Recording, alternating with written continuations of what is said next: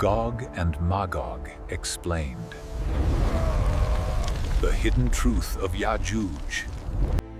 There is a truth humanity has never hidden. Every religion has spoken about it openly. From the beginning of time, humanity has been moving toward this unavoidable end. This truth is not only about the future, it is about the final destiny of mankind. Different religions, different languages, kind, yet the same warning. What lies ahead is not a story, Tess. It is a reality that awaits humanity.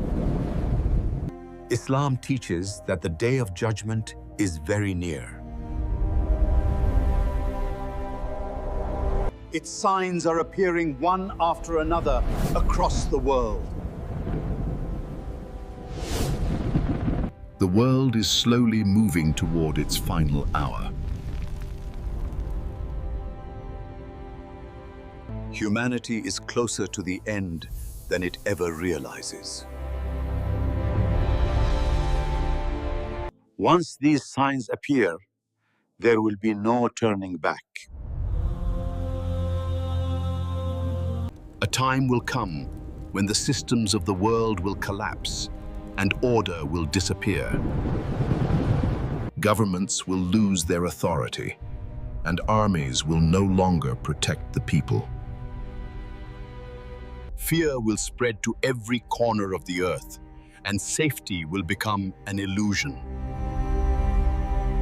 In that era of chaos, one name will echo across the world: Dajjal. This will not be an ordinary test. It will be the greatest trial humanity has ever faced. One day, while sitting with his companions, he began warning them about the trials that were to come. He then spoke about the greatest deception humanity would ever face, and the Tuba, the trial of Dajjal. This warning was not meant to frighten, but to prepare believers for a test unlike any other. After hearing about Dajjal, the companions were overcome with fear and deep concern. Later, they returned seeking reassurance, their fear clearly visible in their silence. Some companions felt as if Dajjal was hiding nearby, ready to appear at any moment.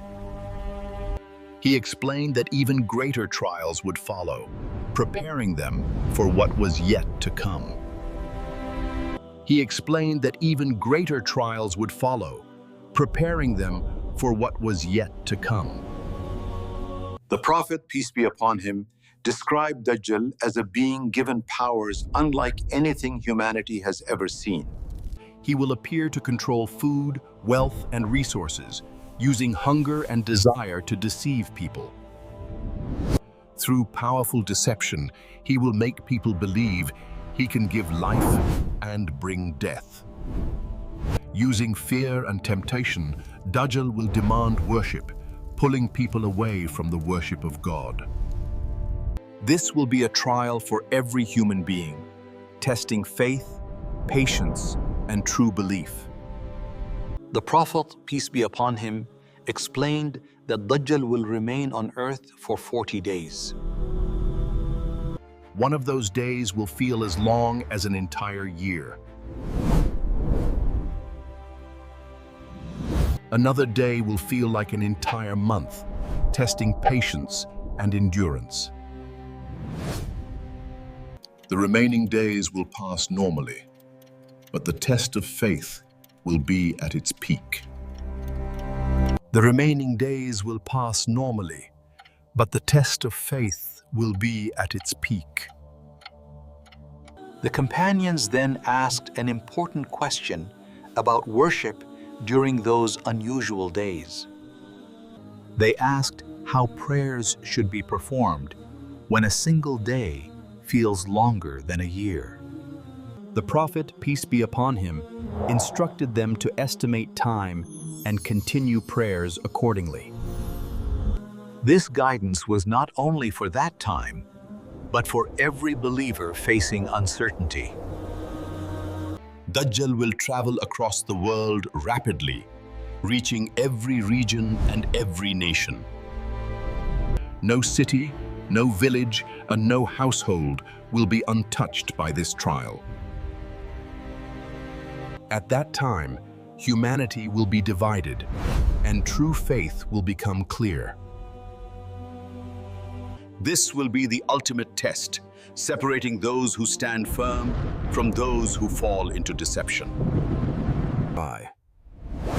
Dajjal will promise comfort to those who follow him and threaten those who resist.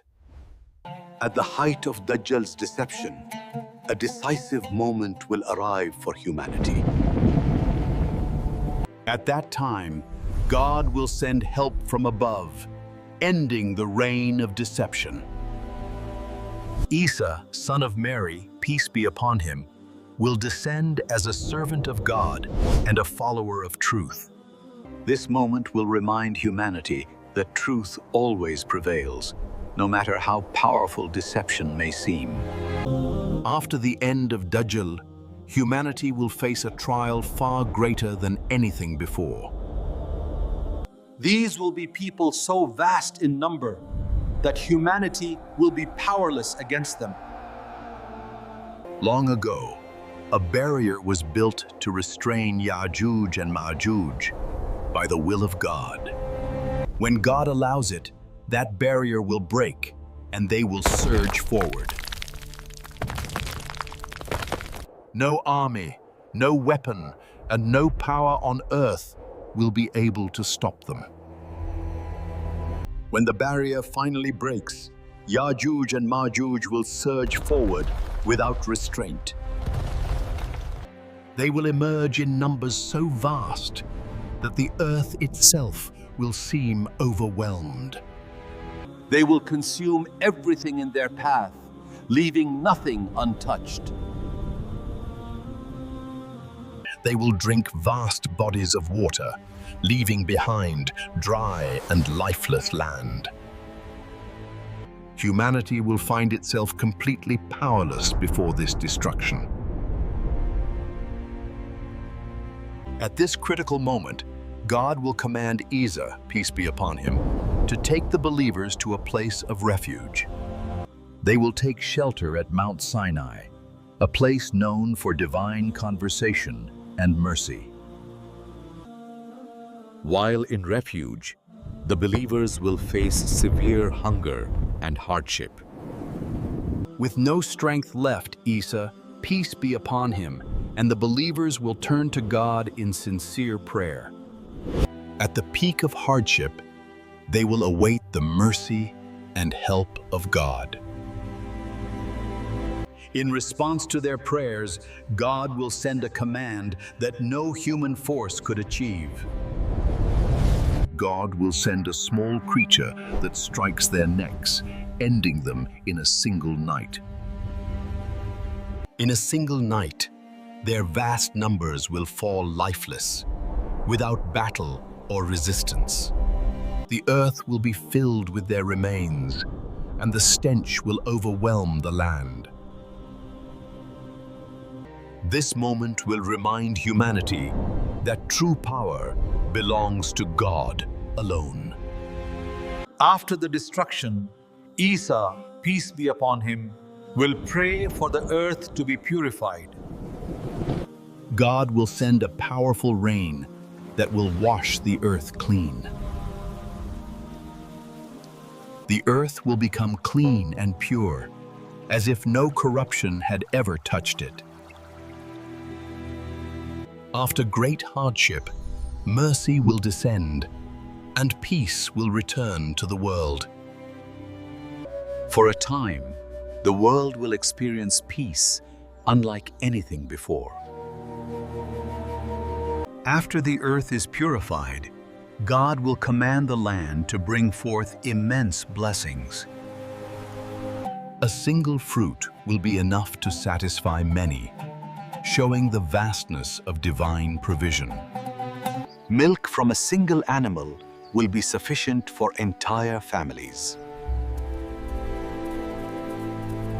fear will disappear, and people will live in harmony with one another.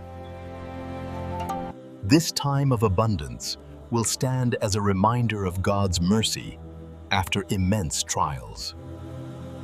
After immense trials, the world will experience a period of calm and stability.